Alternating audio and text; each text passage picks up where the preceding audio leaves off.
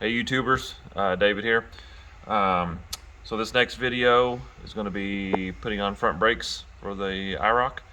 I already did that a couple weeks ago, but hadn't put out the intro video yet, so didn't want to do it out of order. I will show you what I did on the driver's side. The passenger side is obviously the same, so no point in showing you the same thing twice. And hopefully you guys like this dramatic effect we're doing here of sitting in the car even though I'm not doing anything. So check it out.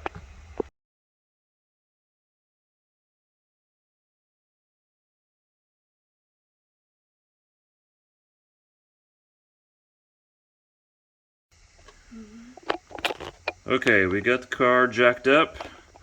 We got the wheel off. I'll show you a couple things here.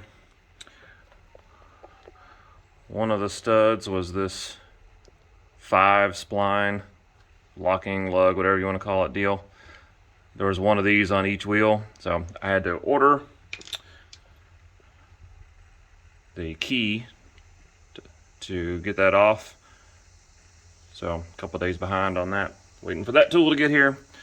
You get those off. I squirted a little bit of PB Blaster on here just to try and get some of that rust broke free before I take that dust cover off to check the grease on the bearings. I probably won't pull those out on this trip. I'm just trying to put some pads in just to make the car drivable so I can work on some of the other issues. I'll come back later and put rotors and bearings and shocks and calipers and the whole 9 yards. There's 2 bolts here for the caliper, one on the top, one on the bottom. I believe that's a 3/8 Allen that goes in there. Just make sure you push the Allen all the way in so you don't strip those out. I squirted a little PB Blaster in there too. I already did the other wheel, so it came off pretty easy, so hopefully there shouldn't be any problems. These look pretty old, but they don't look like they're falling apart, so hopefully they'll work for a little while. The shocks are completely worn out, but that's a project for another day. So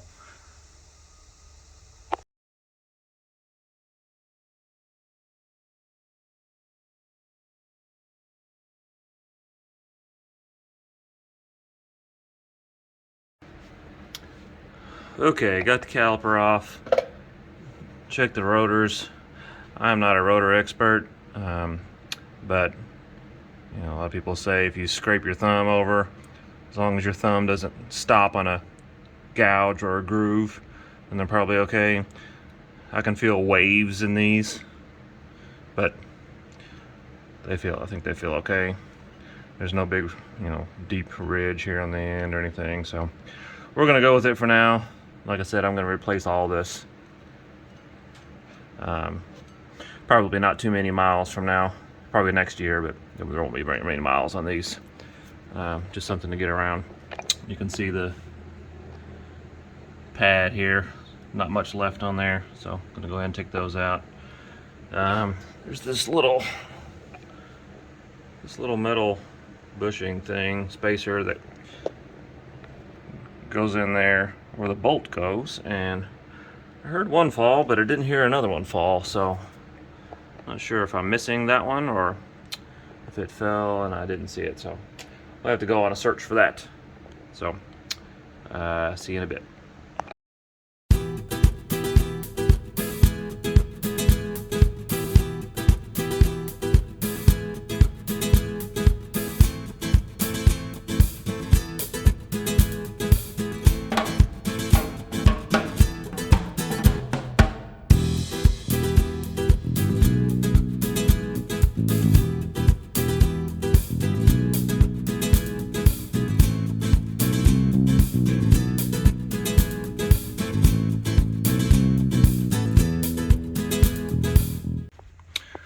Got the bolts in. I put a little brake lube in there before that pin came through, and some back here. I'm not sure if you're supposed to or not, but it made it get in there a little easier. I did find the other bushing. It had just fallen down and rolled out of the way. Be sure to crank these down to so many foot-pounds. I'm sure there's a specific number in the manual, but That's on the other side of the room, so we're gonna skip that for now. Let's see if we can get this dust cover off. If I can hold the camera. There we go. Now, these are cheap to replace, so if you're packing your bearings, you should get new ones, but I'm just kind of doing a check to make sure there's something in there, because I know I'm going to come back shortly and redo the whole thing. So I'm going to try and be careful here and not destroy these.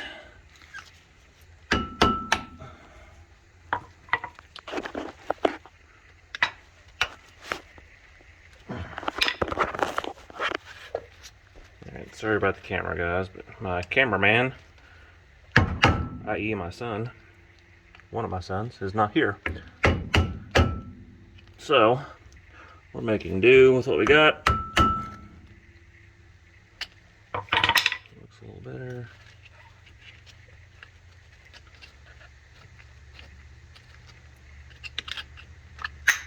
There we go. Hopefully you guys can see that. It's definitely not been done in the last week or so or anything, but there is grease in there, so we're just going to add some more just to top it off, knowing that I'm going to do it again here very shortly. I picked this up at Advanced Auto. It was like $13, I think, so we'll give it a try. Wasn't the cheapest, wasn't the most expensive either. Just glop it in there.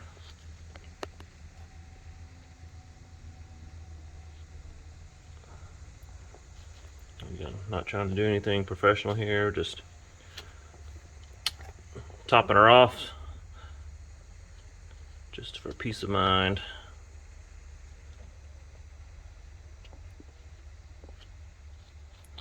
There, that ought to be good. Now, take this glove off.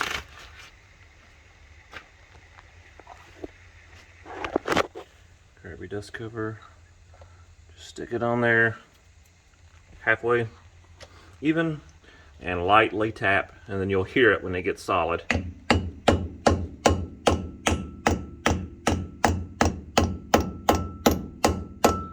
not sure if you guys could hear that on the camera, but you can hear it and feel it kind of seat and get down in there, and it turns solid. All right, you just have to put the wheel back on, and this side is done. I already did the passenger side, so we'll try and start her up and on to the next project after this. Thanks.